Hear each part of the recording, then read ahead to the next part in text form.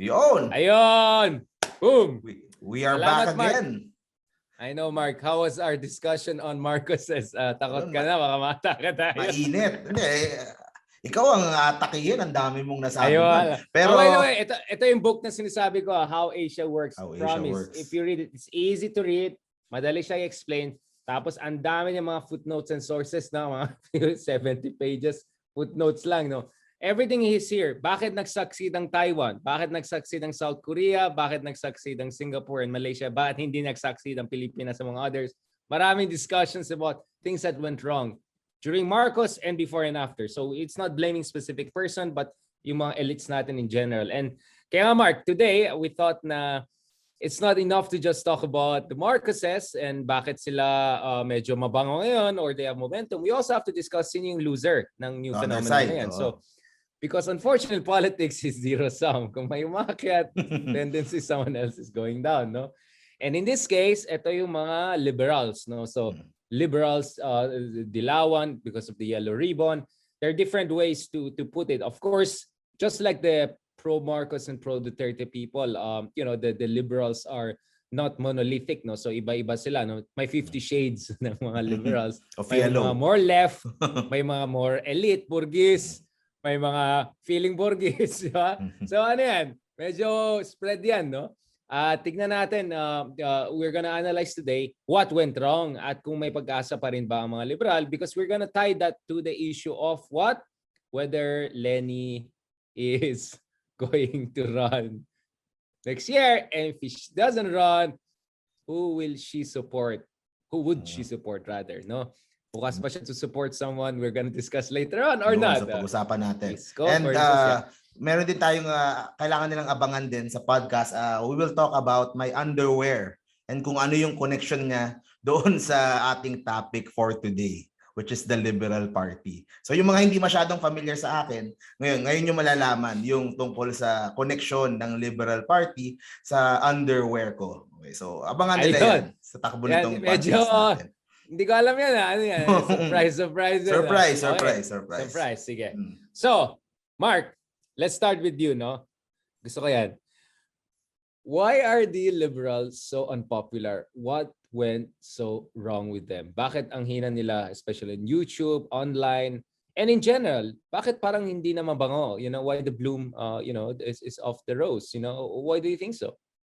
So, I think kung titignan mo, yung pinaka-basic na dahilan, they were the punching bag for the last 5 years ng Duterte administration and lahat ng platforms in social media, in TV, in radio, so lahat sila yung parating punching bag.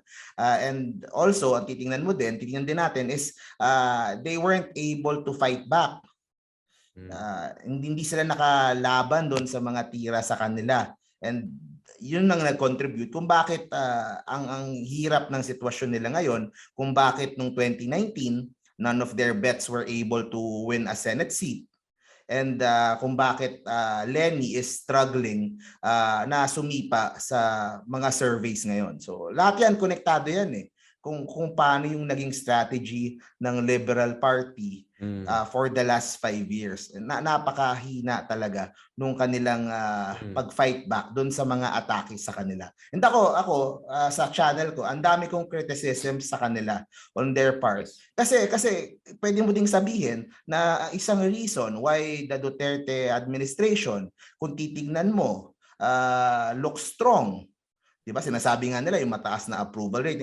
One of the reasons then is yung failure din ng opposition na ipakita yung mga hindi magagandang nangyari sa administrasyon. Of course, lahat naman yan. May maganda, may pangit.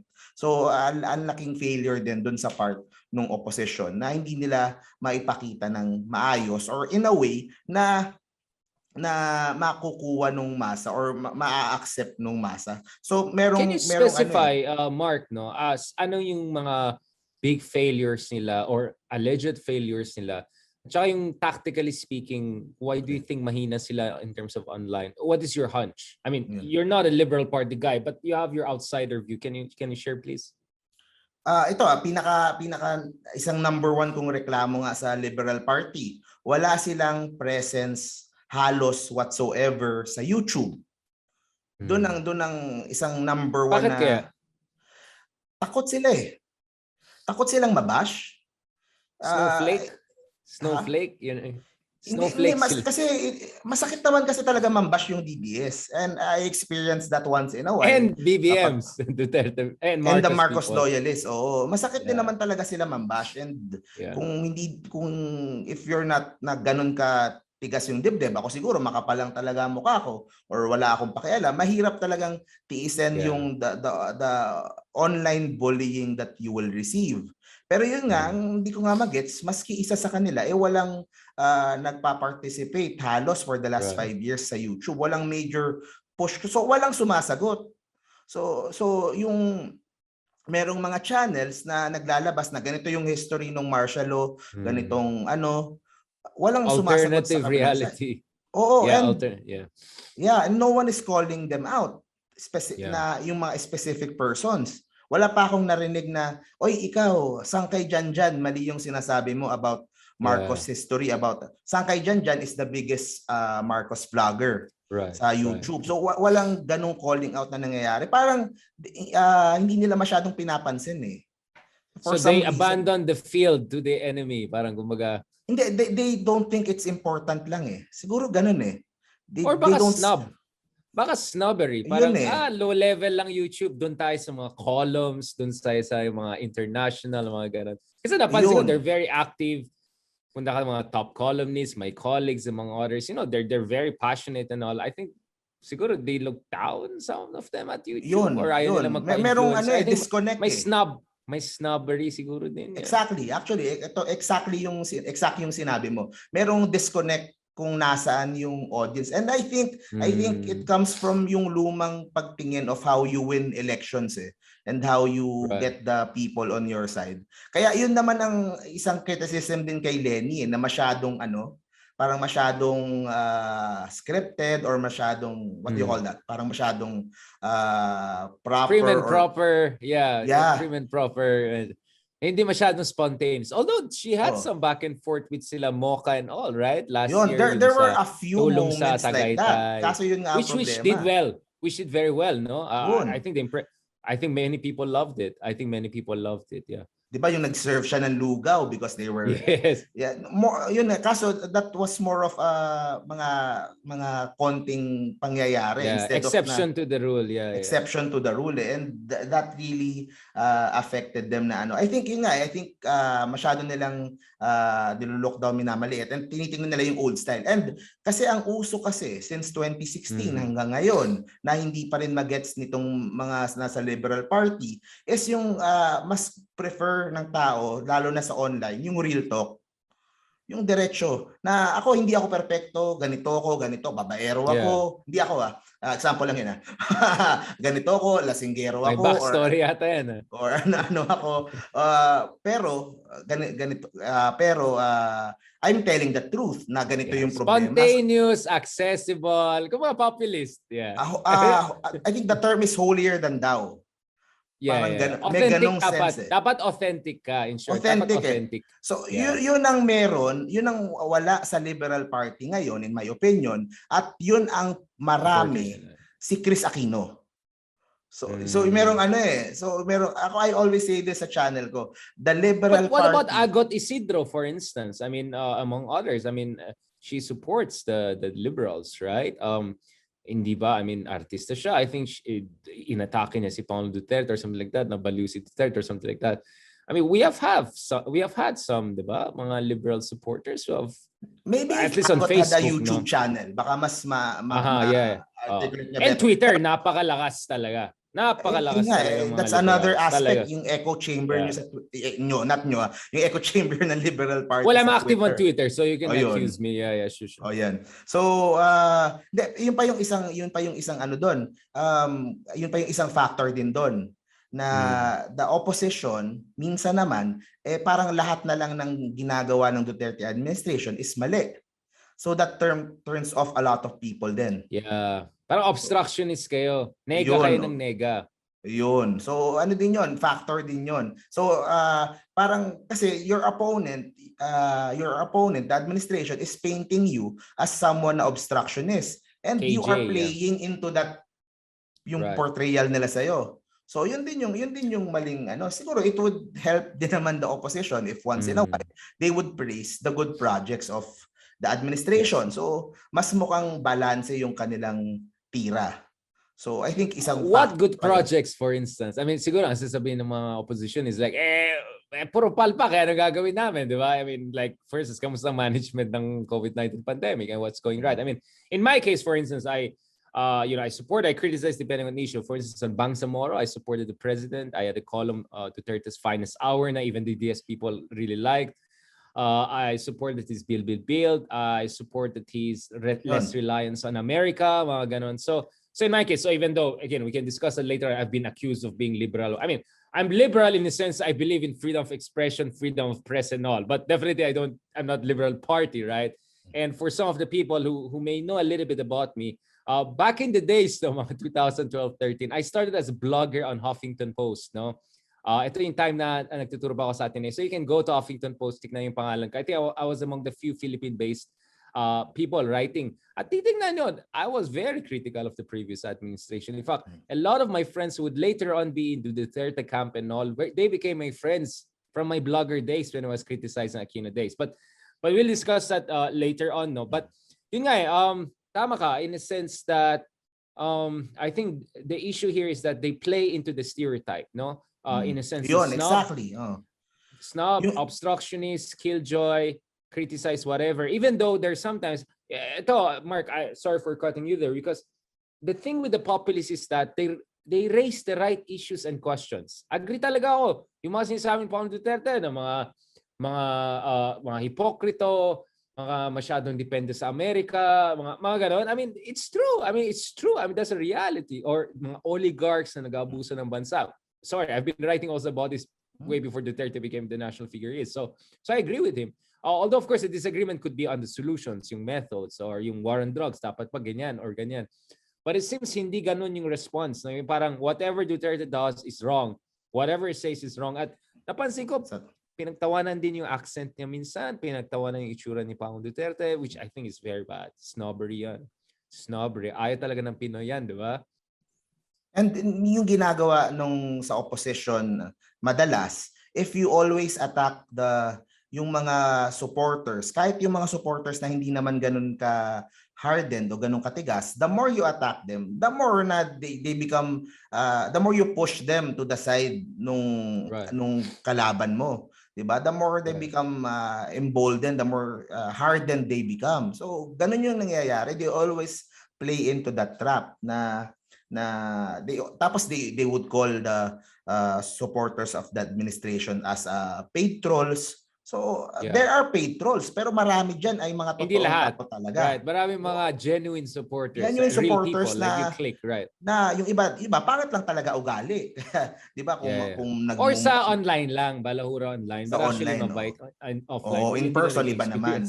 So yun yung mga andaming pagkakamali doon sa opposition side. And yun nga sinabi mo na parang si Duterte parang nag-focus doon sa mga kamalian or sa mga baho nung mga some of the establishments or some of the if you don't own up dun sa mga pagkakamali mo or sa pagkukulang mo, people will not believe you So yun yung kakulangan Kung perfecto ka, medyo unbelievable So medyo unbelievable Yes. Yun Yes.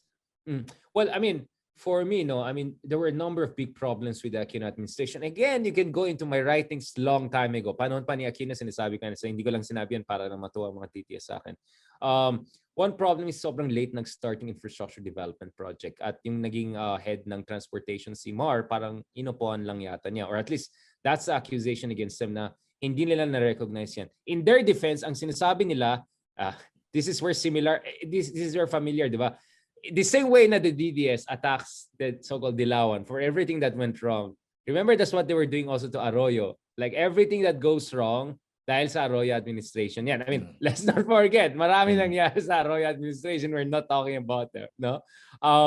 So one reason they were saying is that kailangan nila ayusin yung budget. Maraming mga kababalakan nangyari, kaya tumagal sila. But for me, starting in 2014 with your big infra projects, tapos 2016, patapos ka na medyo hindi good timing yon. Sana 2013 pa lang or 12 nag-start na kayo para maipakita na kayo sa election time. At naalala ko yung ilang beses nag-shutdown yung metro, yung MRT, tapos si Andaya ba yung secretary noon? Yung parang yung mga responses sila was Abaya, dismissive. Abaya, sorry. Yeah. Medyo dismissive or something like that. That was not very encouraging, no? Tapos may yung ibang cabinet diyan, may taga ng payong habang naglalakad. I mean, like, you're sending all the wrong signals. Tsaka, diba? they were not also that hindi nila masyadong pinush yung mga achievements nila. So hindi, that's so kulang sila ng trolls. Kasi Mark, di ba meron Yellow Army dati. In fact, I'm not gonna name names, but some of the big bloggers now, I know they were affiliated with the Yellow Army. Kasi eto, Mark, eto yung theory, no? Ang theory is the previous administration went all the way against the previous administration, which is Arroyo, right? May Yellow Army sila. So ang ginawa ng DDS was just to push it to the logical extreme.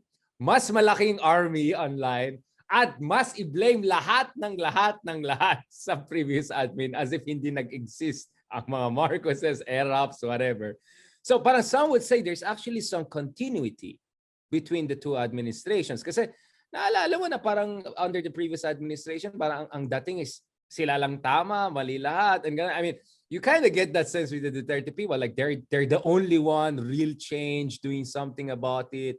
Not to mention both President Aquino, God bless his soul, and President Duterte also openly said they're against corruption, no?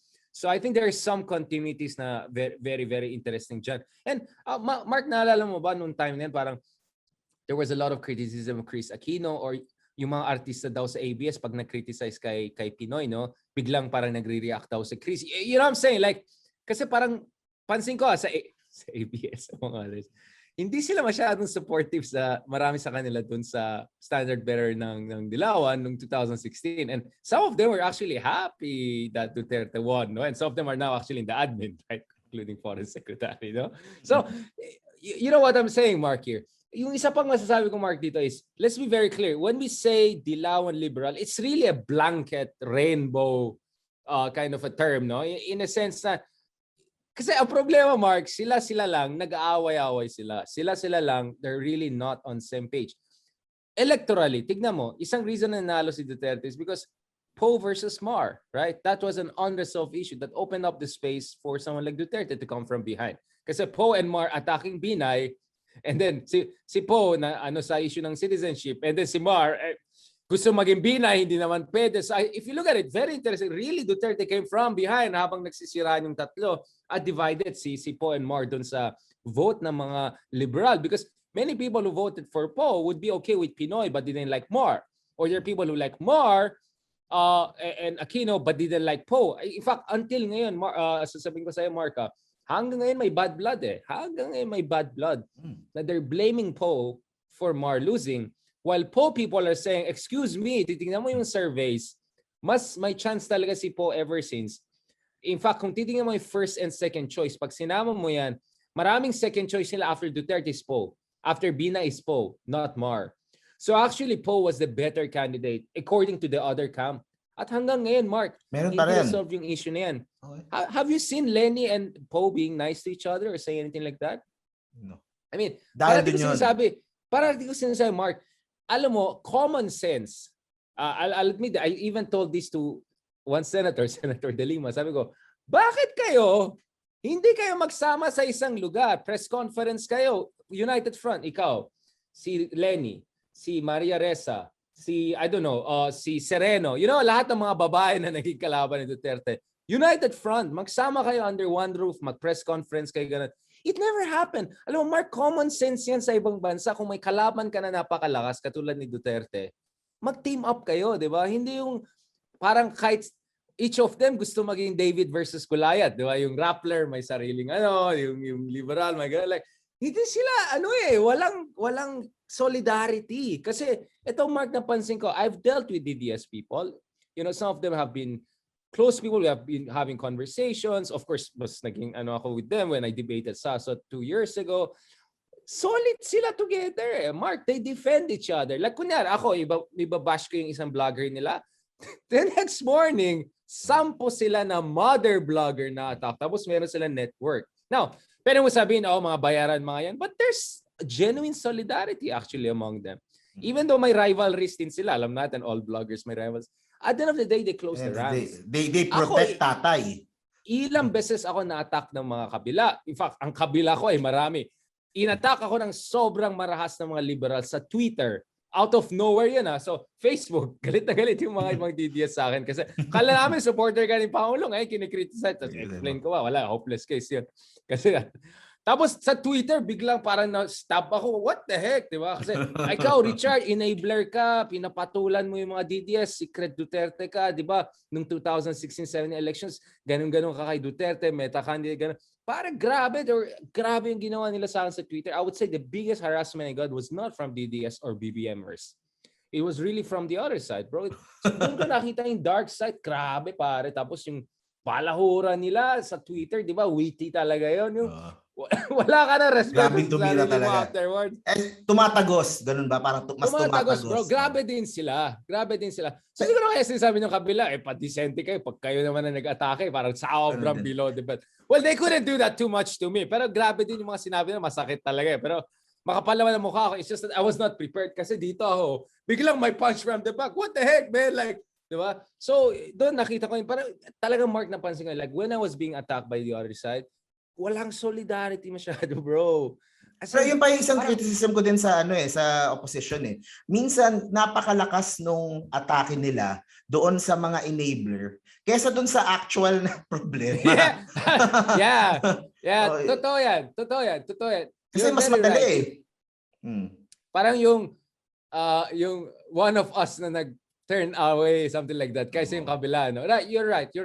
The whole enabler woke hashtag thing, I think it got out of control. Like, parang, kunyari, hindi mo i-bash si Duterte, may sasabihin ka lang na medyo neutral, atakin ka, ay secret DDS ka, enabler ka, mas atakin nila. So, kung may time nga binabash ako ng mga liberals, ganun dilawan sa Twitter, tapos, si Senator Angara, nag-respond din siya, like parang welcome to my world kasi siya din inatake, di ba? Na-enabler siya. Yung mga ganun, di ba? Yung mga senator, ito Richard, I want to ask you this, sorry go, to cut in. Go, Mark. Put me on the spot. Ito, on the spot na tayo. Kasi, ang from where I view things, ang tingin sa iyo, ang tingin sa iyo nung ilang mga tao is you are hardcore opposition or hardcore dilawan. Siguro a lot from that coming from dun sa debate nyo before nila sasot and all. Baka yun yung naaalala. Pero yun nga, tanungin natin, Richard, are you dilawan? Well, I mean, as I said, I criticized the Aquino administration over and over again. Why do you think the DDS were nice to me? Why do you think I was chosen as among the speakers for Dutertenomics Forum, right? Why do you think I've had functional, cordial, and not cordial, but at least functional communications with a lot of DDS people? I mean, Google yun lang yan. Everything is there. The reality is, of course, to a certain degree, I disagreed with President Duterte's attack on the Dilawan because I think naman unfair naman to blame everything on them. I believe that Ninoy did sacrifice himself for the country. Yes, hindi siya perfectong tao. Yes, he was ambitious and all. I'll defend him on that. Still, if that makes me Dilawan, then bahala kayo sa buhay, no? I defended Pinoy. God bless his soul, But you know what? I met Duterte first. I talked to Duterte first before Pinoy. Pinoy just called me out of nowhere 2019, nung before pandemic. Like, kumbaga, my level of communications with the Aquino administration is very low compared to DDS. To the third administration. Mas marami ako naging communications dito, no? Now, there are many factors for it. But for me, like, how can you be hardcore this side and then at the same time be accused? I think it's a compliment when you're being attacked by both sides to a certain degree. It's hard, but it means that wala kang side talaga. Because for the Dilawan to say I'm secret DDS, it's because I supported the president on certain issues. For instance, I don't agree na dapat rely lang tayo sa Amerika parati. I believe in a certain degree of engagement with China. Doon sa Bangsamoro, President Duterte has done a fantastic job in terms of supporting the rights of the Filipino Muslims. I'm not sure about kung na-support ng mga liberals in 2016 elections. I mean, I can go on and on. Ito yung sinabi ko kay President Aquino, God bless his soul. 2 years ago, I told him na Filipino people want to, because I criticize him on Mama Sapano. I really, really criticize him on Mama Sapano.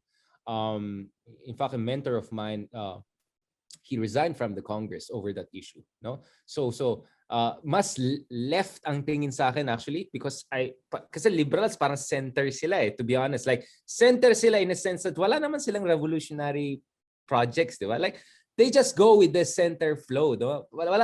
So ako minsan feeling ko kapos talagang liberals that, and this is where we go back to a deep issue, no? So Marcos, when he came to power, gusto niya ayusin itong mga kapalpakan ng mga liberal oligarchs. Marami sa kanila mga tuta talaga ng Amerika. Aminin natin yan, di ba? 50s, 60s, di ba? I love Magsaysay. At the same time, we know, who supported Magsaysay's campaign. So the reality is that the Philippine elite before the martial law, a lot of them were over-dependent on US. So I kind of supported Marcos. And in fact, Marcos stood up to US. Hindi siya tuta ng America as many leftists want to put it. He wanted to get better deal from the US. He opened relations with China. But also Marcos wanted to parang reset the system. Parang, kung ganyan tayo, paulit-ulit lang. Trapo manalo, nakaw-nakaw, balik, trapo manalo, nakaw-nakaw. May freedom nga, pero average Filipinos, their living standards will not increase. But as we discussed in the previous episode, may mga kulang din dun sa strategy ni Marcos. I think the number one problem was over-reliance on the wrong cronies. Sana he did what Park Chung-hee and other leaders do. But please watch the other episode, andyan lahat ng details.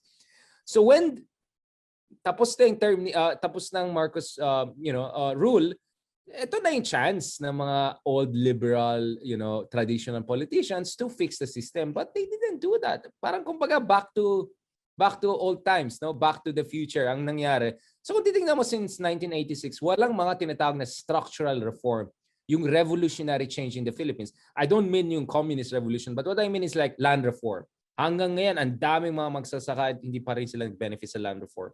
Yung ating telecommunications, hawak lang ng ilang kumpanya. Yung ating basic infrastructure, electricity, hawak lang ilang kumpanya. So yung oligopolistic practices, no? I mean, let me give you some numbers. Again, economics is one of my lifetime passions. I mean, 40 richest families, Mark, no, took home 76% of newly created growth. So kung yung growth natin panahon ni Aquino was 6-7%, 4 to 5% went to just 40 families. So talagang hindi magbe-benefit yung majority ng people. Kaya nga nagsulat ako ng libro, di ba? The Rise of Duterte was the title of my book. In fact, President Duterte has a copy of that. I can show you the picture of that. And I said, populist revolt against elite democracy. Yung oligarchy na nakahawak sa Pilipinas, I don't think our presidents after Marcos were able to shake them down. Kaya nga karamihan ng Pilipino, we didn't benefit from it. Yung mga problema ng panahon ni Marcos, they still continued under our time. So yes, we have political freedoms, pero socio-economic rights and freedoms, kapos talaga tayo doon. So even if nagkaroon tayo ng good growth under President Aquino, God bless his soul, I don't think it really trickled down to a lot of people. At the same time, a lot of these liberal supporters ay nag-a-act as if, di ba? As if ang ginawa nila was to bring about a golden age for all Filipinos, when in fact, ang mga nagbe-benefit mostly was yung mga nasa taas or upper middle class. Well, majority of Filipinos were still struggling to come up. Yes, my growth, my conditional cash transfer, but you need way more than that. And ito nga sanabi ko, di ba, Mark, in the past, ang problema from the Marcos era is wala tayong masyadong big industries na efficient like Samsung, Chaebol and all. So I can criticize Marcos for 21 years, but what about the 30 years after Marcos? They had a chance to do something about that. Industrial policy, trade policy.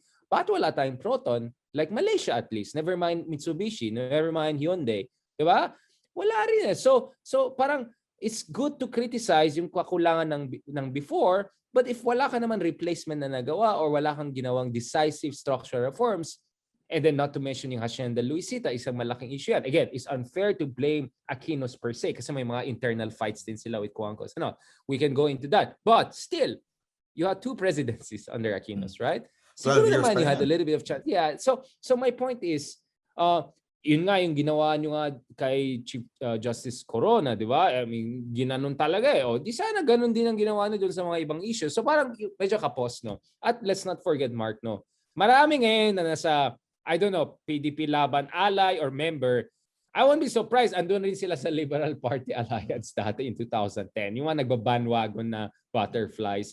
So wala rin solid base grassroots talaga nangyari dun sa liberals. I would say a lot of liberals in the Philippines are what I call instrumental liberal. Like gusto lang nila liberalism as long as it protects their interests. Whether it's my freedom as a journalist, whether it's my my freedom as an oligarch to control the economy and not to be shut down and nationalized.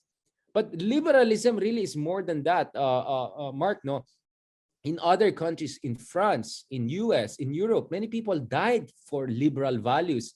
And it's not the liberal party we're thinking about. What we're talking about is freedom of expression, freedom of religion, freedom of assembly. Alam mo, people died to get these freedoms. People died for that because most of us were peasants and slaves, centuries ago, if not more recently. Why do you think ngayon kami ni Mark, ordinary people, hindi naman kami galing sa mamayaman na family, can come and have this conversation freely? Because there were people who sacrificed their lives for liberal freedoms and values. So the Rizal is a liberal, but not necessarily liberal party type, diba? So let's separate that, because I think the criticism against Liberal Party was that it's probably not liberal enough, like truly committed liberal. Kasi kung truly committed liberal ka, one of the things you're gonna achieve, Mark, a free open economy, hindi yung oligopolistic economy. In fact, a liberal means, open yung economy, hindi hawak ng ilang pamilya lang. So actually, based on that definition of liberalism, talo na. If you use the American definition, the one I used a while ago was the British liberalism. But if you use the American definition of liberalism, like Democrats, they push for healthcare, they push for childcare, they push for subsidies and food and support for the poor. So more progressive. So more progressive, more like Bernie Sanders. Yun yung liberals sa US. Both, wala. So you look at our liberals, they're neither like the British liberals, Adam Smith type and all, open the economy because oligopolistic economy natin, no? At sila lang, may ilang lang naman nagko-control dito. And the second one is that they're not liberal in a progressive Sanders way, like in the US, na to push for dun talaga sa interest ng middle class and the poor people. So in that sense, my concern with the liberals is that they have not, a lot of them, not all, there have been some good people, but a lot of them associated with the liberal camp are not truly liberals. A lot of them are just a bunch of snobs.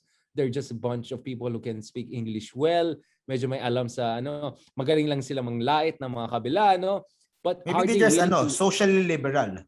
Kasi may term na ganun, di ba? Yeah, exactly. Maybe social liberal. So on LGBT rights, mga ganun. Rights. Pero are they economically liberal? Are they gonna really push for breaking of oligopolies? Are they politically liberal in the sense that they're gonna tolerate criticism from other side? Kasi I didn't see that a lot. I was attacked as enabler at grabe yung mga attack nila sa akin. I didn't see tolerance. I didn't see freedom of expression. I saw bullying. Except makapalang mukha ko. Diba? I mean, like, you're not gonna bully me. But patrip ako kasi parang dito na nga ako na tapos na-stop pa ako ng gano'n. So, yung progressive sa atin is more on the makabayan block eh. Exactly. Or Akbayan or mga ganun. Diba? Sila kaso syempre they're connected with the, alam natin. Liberals, right. Yeah. But yun nga parang, so, ang reality natin is, what we lack is really truly committed liberals. I mean, there are a lot of them, but hindi sila as consolidated as the other camps. So that's why talagang out of the sila. Which brings me to Lenny, because alam mo, Mark, okay, gets ko nung 2016 elections, yung makinarya ng Liberal Party medyo malakas noon, diba? I mean, so siguro realistically, if you want to be a vice president, kalaban mo Marcos, diba? Medyo siguro you have to rely. I think Bam Aquino was his campaign manager, something like that. But Robredos are not really liberal party, right? I mean, Jesse Robredo was Jesse Robredo. Jesse Robredo was really progressive liberal guy, God bless his soul, right? I think he was really a presidential. Kung sana lang he was still among us, diba? Jesse Robredo, the way he took care of Naga, right? The way he served his people, progressive talaga. They're diba, hindi sila yung mga katulad ng mga liberal na stylish. I mean, they're really, yung chinelas, diba? Chinelas nga nila, diba? Sila maluya behind that. Diba? That chinelas thing, it's just true. Talaga Robredos are progressive grassroots. Kaya my hope sana was, once Lenny becomes the vice president, vice president ka na, she emphasizes more her Naga model, more the Robredo side, yung mga tulong niya sa mga magsasaka, yung grassroots, at parang yun nung medyo nawala. And dapat nag-move away siya doon sa Liberal Party side na wala naman siya kinalaman talaga. Kasi, diba? Exactly. Kasi, I mean, come on. Lenny was not even in the conversation fierce. Even Jesse Robredo was not really liberal party, right? Naging DLG secretary sa Aquino, but Jesse Robredo had his own brand. So ako, Mark, ang basa ko ganito, I'm just being realistic about it. I think because ipit si Lenny between Marcoses and Dutertes, her idea was that I have no time to go back to my... I have to rely on whoever is, kumbaga nasa camp ko na. Like parang alienating the Liberal Party in the middle of a fight with both Marcoses and Dutertes. I don't think so. You know what I'm saying? Like, imagine mo, from the moment na nalo si Lenny, Marcoses were already questioning her mandate. Duterte was already attacking her. Pinatanggal na siya sa cabinet, right? So, do you think you're in a position? I don't know. But for I have me, an answer to that. Go, Mark. Because Actually, I'm trying to understand bakit hindi ginawa ni Lenny yun eh. Kasi for me, kasi Mark, balik tayo sa 2016. Marami bumoto kay Lenny kasi tingin nila kay Lenny, parang Duterte rin. Like outside the box, galing probinsya, di ba? Di ba? Hindi naman national figure si Lobredo eh. Simpleng tao rin siya, reluctant leader, yung mga ganon. So, yun yung image niya eh. Yun naman talaga si Lenny eh. But biglang ngayon, parang Lenny is like the new Mar or something like that, which she is not, di ba? I'm just being very good point actually. Go, Dapat Mark. she should have leaned more doon sa Jesse Robredo. Yung back roots, yes. Roots, more than the Liberal Party. And then also doon sa sinabi mo nung pagpasok niya nung 2016, that is the same criticism din that I have for the Aquinos eh.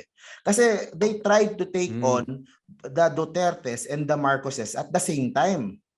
Ang hirap. Kasi they were in power. Pero imagine if ganito ginawa nila. What if, for example, the Aquinos or maybe Lenny, na maybe she's a little more open or nicer to the Dutertes, pero so she could focus yung laban niya with the Marcoses. So mas madali yung ano eh. And that also goes the same for the Aquinos eh. Like what Chris did a few months ago nung naglabas siya ng statement. I think that was very smart on Chris eh. So actually, Chris Aquino, yeah, she is the very careful one. Diba? I mean, sorry I caught you because you made a very good point. Again, I may not agree with what kasi ganito, Mark, may extrajudicial killings and all that. Diba? Whether you agree or not, if that is your belief, parang it was impossible for Lenny not to talk. At the same time, napansin ko si Chris, hindi naman friendship, but nakipag-friendliness, di ba? Alam ko may event na dapat nag-host si Chris Aquino, Duterte was gonna speak, something like that, yung parang business forum or something like that. Parang interesting, Chris Aquino was the one playing it very safe, no? Navigating, no? Which I think eventually Lenny tried to do, but going back to it, but that's a very good point you pointed out. Again, guys, we're not trying to be moral about this or ethical. We have positions here. We're just talking about reality politics. And strategy. Kasi di ba yung sa statement ni Chris, di ba? She praised Bongo. She praised Locsin na she knows is loyal to her mom. Di ba? But at the same time, she attacked yung mga umaatake doon sa legacy ng kanyang ama. And alam ni Chris ito yung hindi magets ng liberal na ng ibang Aquino, na alam ni Chris Aquino na hindi naman niya dapat kalaban ang mga Duterte. Ang kalaban ng mga Aquino ay mga Marcos. Kasi if the Marcos get back into power, sila yung mabubura sa kasaysayan. Yung mga Aquinos yung mabubura. So bakit mo susubukang kalabanin pareho when you're not in a position na kalabanin sila? So si Chris knew that. Alam ni Chris yan. Kaya I always say na... So you're saying Chris should have been the chief strategist. They should be more like Chris Aquino. That's what I'm saying to the Liberal Party. So and actually ito punta na tayo sa ano. But one second, Marka, before that, kasi one criticism of Aquinos is that padisente kayo and everything like that, which I believe Pinoy was a decent person. I think Cory and all of them were. At the same time, si Chris Aquino, I mean, daming scandal, controversy, you know what I'm saying? Like, kasi alam ko marami akong friends na Duterte supporters and all back in the days, especially, nakita ko their attack was like, padisente kayo, tingnan mo si Chris Aquino. Like, Chris was actually a liability for the Aquinos. That's the argument that they were making. But you're saying at the same time, she's actually, at the same time, very pragmatic, no? But no one is 100% na decente. Yun yung problema kasi. Na you can't paint everyone. Definitely. Diba? How will you paint a side na decente na may lahat naman yan, merong konting immorality, may konting ano. Yeah. So not by the way, bro, we're saying in public, no? Iba yung public decency sa private, walang pakialaman, bro. I mean, we're all entitled to it. But the other side doesn't care about that. They will use Oh, no, your private they like private it. They like immorality, di ba? defying it. Ayaw nila ng Oo. it's just like Trump, di ba? Walang Defying choice. political correctness. Yeah, it's the more real, authentic one. Yun yung position nila. But you were saying, sorry, Mark, I caught you on that. You were saying. Hindi yan. So which goes on to my next point kung ano ba yung dapat gawin ng Liberal Party. How will they go moving forward? Sa akin, ang pinaka-advice ko talaga is a total rebranding. Iba talaga to move away na kasi the old strategy is not working. And gusto kong i-tackle din yung ito very simple lang din na kitang-kita mo kung saan nagre-fail yung Liberal Party. Okay? Sa simple na word na dilawan. Okay? So ito, try natin ha. So, 'di ba kanina I asked you. So ngayon tanungin mo ako, Richard, kung dilawan ba ako? Dilawan ka ba, Mark? Yung brief ko dilawan. Ayun, ito na yung underwear issue. My underwear. Dito na papunta. Yung brief ko dilawan. So why that color? That's it. Nung una, I wanted to make a statement na yung dilawan, the word, Liberal Party, the people, the opposition, masyadong affected ng word na dilawan. But kung iisipin mo, defensive, I mean, affected din, defensive at the same time. Pero kung iisipin mo, what does it mean? Ano ba ibig sabihin ng dilawan? If I wear yellow underwear, does that make me dilawan? Diba? Kasi ang nangyari sa kabilang side, itabi ko na tong yellow underwear ko. Ang nangyari, yes, please. Let's get out of the underwear business. Ang nangyari sa kabilang side, they would call everyone na against them as dilawan. Pero kung isipin mo, what does that mean? Ano ba ibig sabihin ng dilawan? Dilawan is whatever that you don't like, yun yung dilawan. So why would you be affected with a word na ginawa lang nung kalaban mo? So ganun kasimple, hindi katulad nung sa DDS. Nung una it means yung Davao squad, di ba? That squad, di ba? Pero they owned the word. They rebranded it. They rebranded the word, di ba? And so branding ang issue. Branding talagang issue. Yeah, and mapapansin mo, yung mga nakikriticize sa administration, what do they always say? Hindi ako dilawan, pero tingin ko ganito. So defensive na agad. Defensive na kaagad. They use dilawan as a very dirty word. Yeah. Na parang pag dilawan it's like ka, N-word. It's the N-word. Yeah, it's like the L word. Yeah. Na pag dilawan ka, very corrupt ka. Na parang walang corruption na nangyayari sa kabilang side. Lahat naman ng side mayroong corruption na nangyayari. Yeah. So that's what. But Mark, let me put it this way. I mean, okay, you can accuse me of being dilawan, but I'm sorry. I don't think President Aquino and President Cory were corrupt. I don't think so. And I think that makes them very, very unique. I'm not saying anything about the others, but kahit anong sasabihin mo sa admin nila, I'm willing to accept. But I believe, I believe in my heart, talagang good sila in a sense that they had integrity, they were not corrupt people. Siguro, but the people around them, diba? Well, people around them, okay, we can have a discussions about that too. I think that was the problem. Dapat sana nag-fire si Aquino ng more people back in his days. Or at least pero corruption kasi is really hard to in the country kasi ang dami mong tatamaan. I always use the saying sa vlog ko na ang Pilipino galit lang sa corruption pag hindi sila kasama. Pag hindi sila nag-benefit. Pag hindi sila nag-benefit, pag hindi sila naambunan. Pero pag naambunan sila, parang pwede na. So true in a sense that yeah, I mean, okay, kasi ganito Mark, no. The fish rots from the head, as the Italians put it, right? At least you could say during the Aquino era, both mother and son, I don't think corrupt yung silang dalawa. I think the problem was just some of the people around them were allowed to get away a little bit with some of their shenanigans perhaps, but we still need to get to the bottom of that. I cannot say the same thing with Estrada administration. I'm not sure about the you know what I'm saying? You know what I'm saying? I'm not gonna go more than that, but I think that should count for something. The good intentions that these presidents had and the fact that they were not corrupt themselves. I think if it makes me dilawan to say that, then bahala kayo sa buhay, but I think that's a fact. But let me just put it this way, Mark, ang majority ng Pilipino ay neither dilawan nor DDS. No, you want to call them silent majority, whatever, but most Filipinos have mixed views on all presidents because all of our presidents were questionable. So I think the last thing we want is ma-box in tayo. Ito yung term na false binary. our history is not just Marcos versus Aquino. Our current politics is not liberal versus CTS. Ang daming ibang mga Pilipino, ang daming ibang views. Hindi lang tayo organized. Yan ang problema natin. Tayo majority eh. Di ba? But di tayo organized. So these are people who are defining us and then imposing this brackets and these categories and pigeonholing us. And yan ang talagang problema. I've written a lot on that. I think I had one column, neither DDS nor Dilawan. No, like, why should we be defined by both sides? Kasi I'm not saying they're the same necessarily, but I'm saying like, why should we define by being either or? So I think that's why, I mean, we're just being Filipinos, which as citizens, we have points of view. And siguro in these elections, we may like someone, you and I, who's neither DDS or Dilawan, but that doesn't mean we're going to be fanatic about that person. At least in my case, I would promise that, right? So anyway, kaya siguro regarding that point na yan, kaya siguro sa channel ko, I was very clear from the very start where my channel stood. Na I was pro Vico, pro Isko. So yun yung but it's more like you like the young new generation. No, I mean the same thing with me, right? Kaya nga tayo naging friends, di ba? Kasi both of us welcome this development kasi we want to move forward, di ba? Tama na. Parating either or.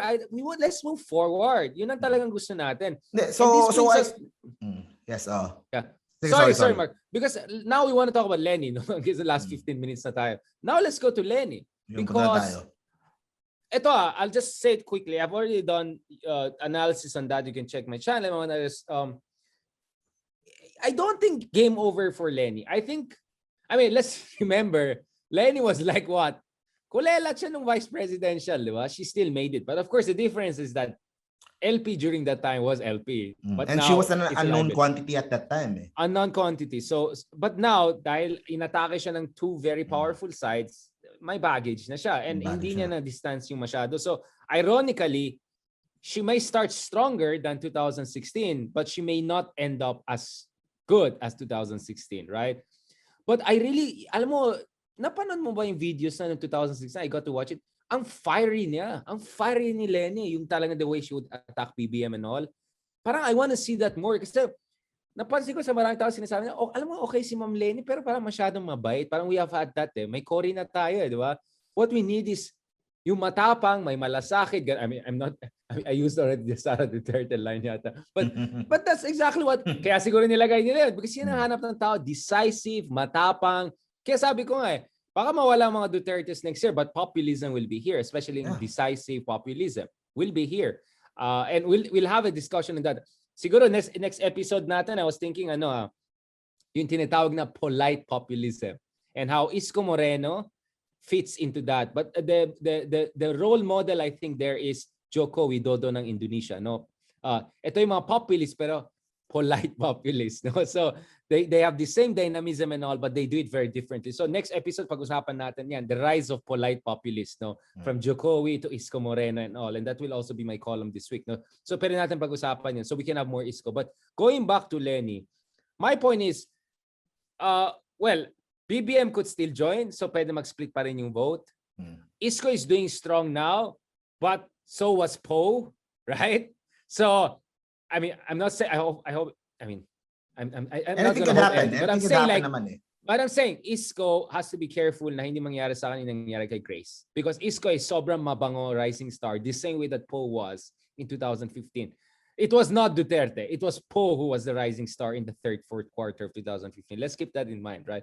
So Isko has to watch that out. May internal issue din ng PDP laban. Pacquiao is still another big unknown quantity. So Lenny conceivably has still some chance, right? And then, as you said, if they can rebrand, who knows if it's too late or not. But kasi ganito Mark, politics tends to be zero-sum. And if there's anything that happened because of pandemic is, I think there are serious issues with the competence of this administration. Hindi to political. Let's just be very honest. Competent pa talaga yung management natin. Tignan mo lahat ng surveys. Purong kulelat ng Pilipinas, right? Some worse, some a little bit less than worse, right? Then there are issues of corruption scandal, right? DOH, among others, against this and that, So I think there's some room for the opposition to kind of make a comeback, right? Maybe not as strong as they want, but theoretically there's there. And if Lenny picks a strong VP, right? Again, that's far from assured. Who knows? She might still have a, have a fighting chance. But let's say about that. I mean, what decision she's gonna make. I mean, at least she showed openness and pragmatism. Mukhang nakausap niya si Pacquiao, although Lacson was trying to also come in the picture.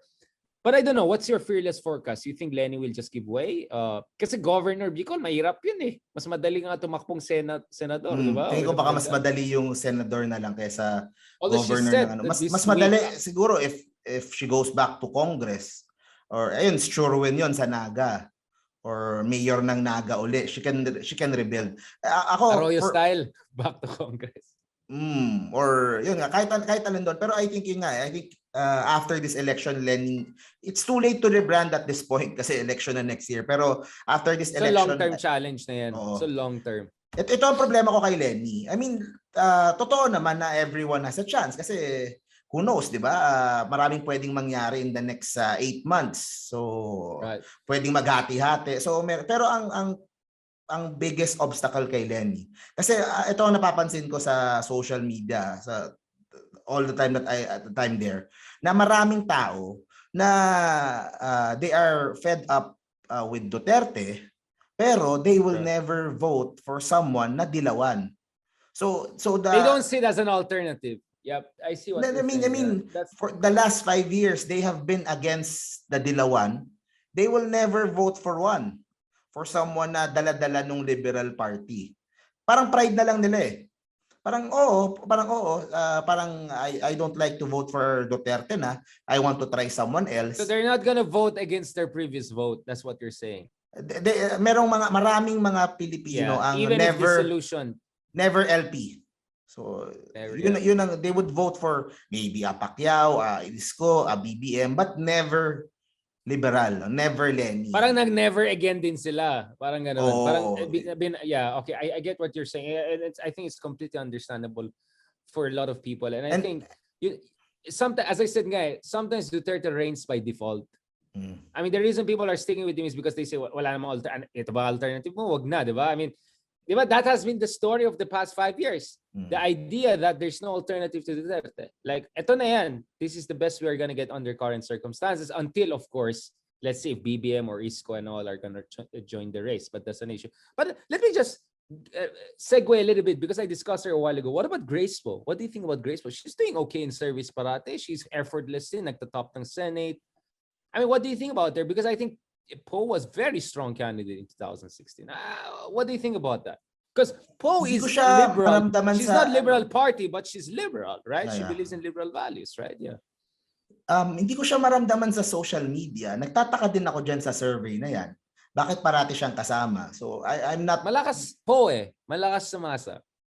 Pero syempre, isang factor din dyan, si FPJ, parang mas matagal na wala sa atin or nung pumanaw. So mas less, the more people forget about FPJ. So hindi, pero yun nga, kasi on my side, sa social media, hindi ko maramdaman si Grace Po. Wala akong makita na diehard na Grace Po online na lumalabas. Pero alam ko, may mga taong gusto Mark, siya. But that was the issue with Biden, right? Wala namang excited kay Biden. Either Sanders or Trump, right? And yet, in the end, yung boring candidate won. The one who played safe. But that was that was anti-Trump. Maraming boto doon is anti-Trump. In the same way. So you don't think people will support Poe against Duterte? Or ang paniniwala ko, the anti-Duterte will support the number 2 candidate. Whoever has the best chance to beat Sara. So kung sino man yun, they will coalesce, they will form a coalition around that. Yun ang paniniwala ko na pag malapit na sa election. If that's Grace Po, if that's Pacquiao, if that's Isko, kung sino ang number 2, ang clear number 2 at that time, yung mga anti-Duterte will support that. Yun ang aking what about as VP? Don't you think Grace Po could be a VP to any of the top candidates or kind of team up? Kasi siguro I'm coming from the side ng social media na hindi ko siya maramdaman eh. Siguro kasi social media is not everything. Iba yung nangyayari sa ground, iba yung nangyayari sa mainstream. But it gives you some flavor. Oo eh. Pero may more or less medyo nararamdaman na ano ko naman eh. Kumbaga yung service lumalabas din kung ano yung nakikita sa social media. I don't think Yes, may konting connection na rin. Yeah. Yeah.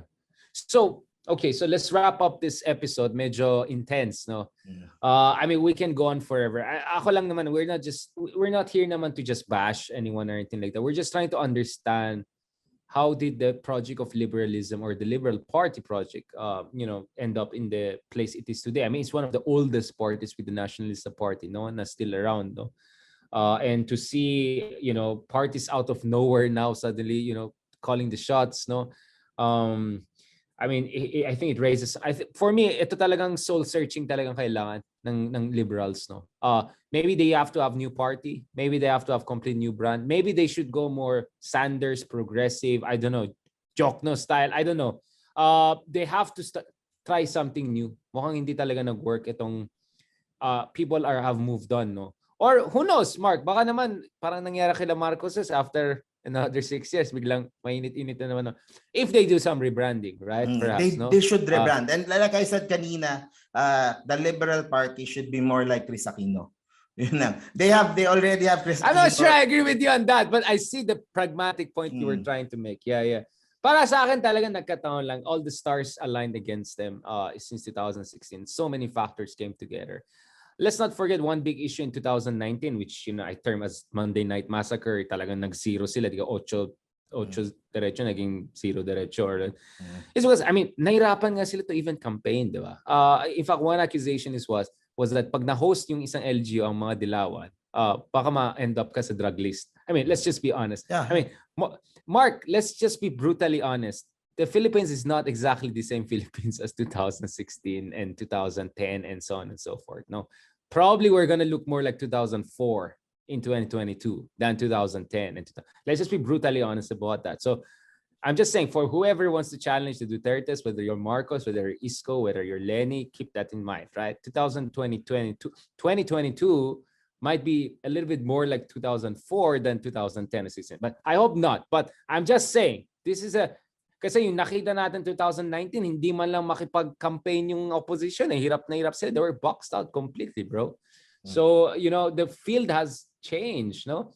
But let's keep it there because I'm sure once Lenny makes a decision, it might come sooner than we think. She had an interview with Karen Davila with ABS this week. She ruled out already running for the Senate. So that's mukhang governor, mahirapan din siya. So let's see what's going to be her. My sense is she's going to wait for the survey. No? If the survey puts her in the top 4 or 5, then I think she's going to run. And then let's go now. But if she's not in top 5, and I want to end on this point, it's possible she'll endorse someone else. And the one I can think about is, of the top ones, is Isko. Team Manila, yan. Yon. Siyempre, sponsor Team Manila. And our next episode will be, of course, on Isko. We're going to discuss more on Isko and comparisons with other world leaders like Joko Widodo of Indonesia. We can even discuss Macron of France, among others. No, we can discuss that. But I just want to get your view, pick your mind on this issue, no, before we end.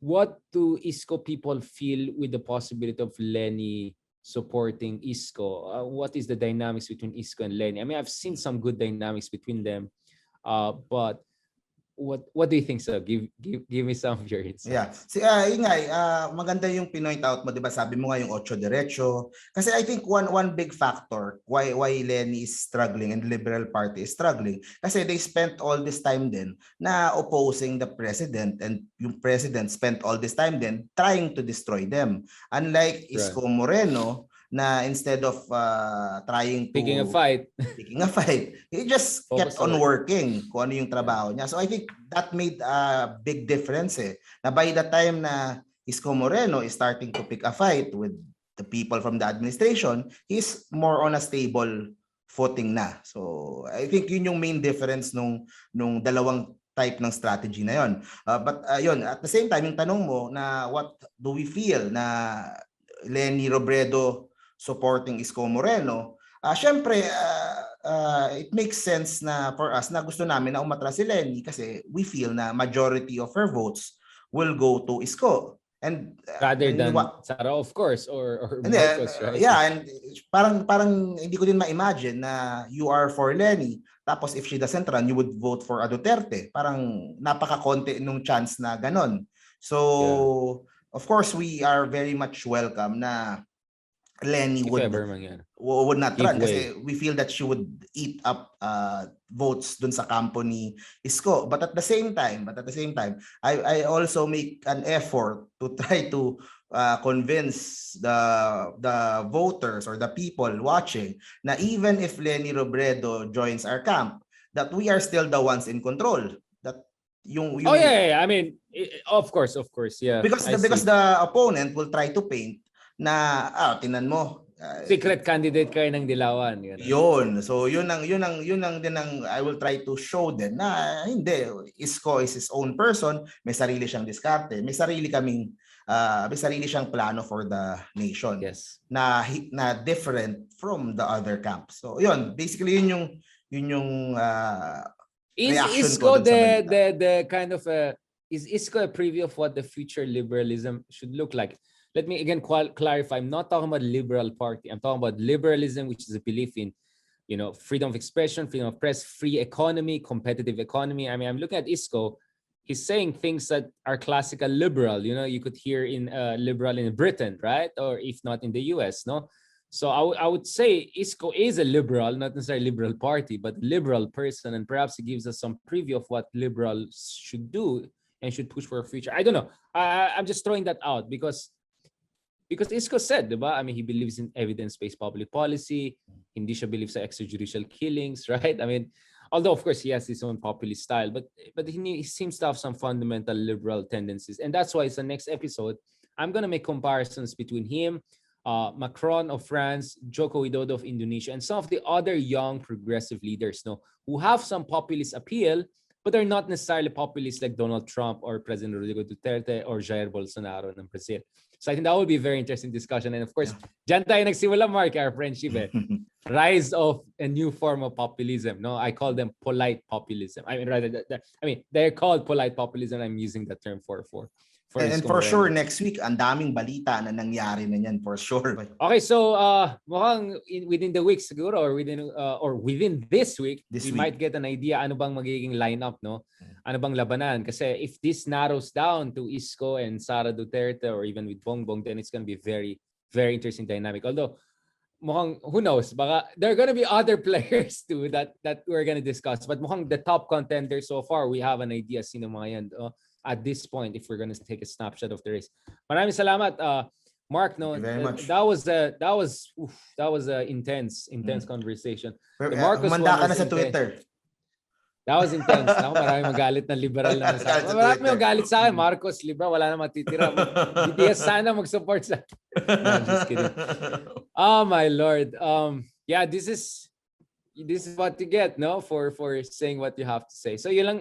Project Pilipinas tayo dito, hindi Project Dilawan, Project DDS, Project Isko. We're not, no? Although of course we may have our own personal preferences and all, but we're going to discuss even more. And of course next we're going to discuss Iskoismo, no, and the new form of populism, no, and bakit napakalakas ito, and bakit 2019 pa lang pinag-usapan namin ni Mark na this could be the future of the Philippine politics. Maraming salamat, guys, and there we wrap it up, episode 4 of Project Pilipinas. Bye-bye.